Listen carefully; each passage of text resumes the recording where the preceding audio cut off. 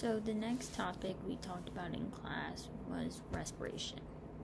So the diaphragm is a very important structure in respiration.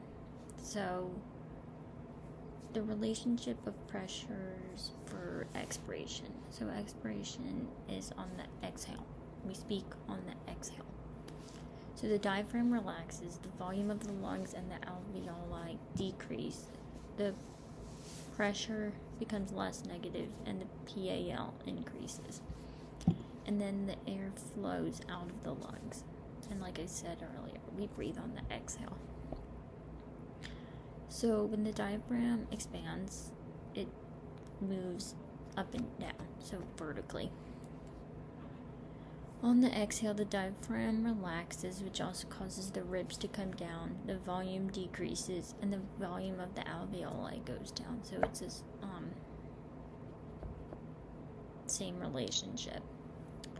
Then we have the muscles of inspiration. So the muscles of inspiration are the external intercostals, which help to elevate our rib cage, the interchondral of intercostals, and the sternomastoid. And the function of the sternomastoid is to elevate the sternum.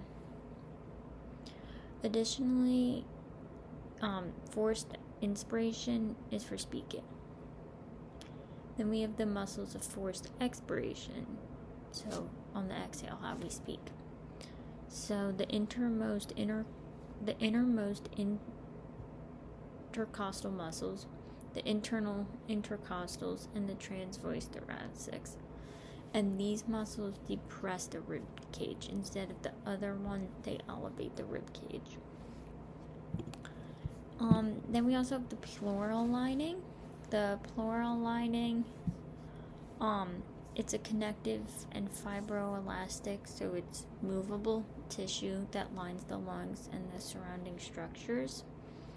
This is from the movement and back to physiology PowerPoint we discussed. The linings form an airtight seal, and this allows the lungs to move with surrounding structures because of the airtight seal. So that was all speech breathing. Now, how is that different from rest breathing? So rest breathing only uses the diaphragm, so it is an active muscular movement. Rest exhalation is passive, so there's no muscular action needed. Rest expiration, it's with gravity and elasticity, so like the stretchability. As I mentioned before, rest inspiration is an active process, so it relies on the contraction of the diaphragm. And then another thing that relates is the Boyle's law. So Boyle's law, if the volume is increased, the pressure will decrease. So if the pressure increases, the volume decreases. It's an inverse relationship. So when one goes up, the other goes down, and when one goes down, the other goes up.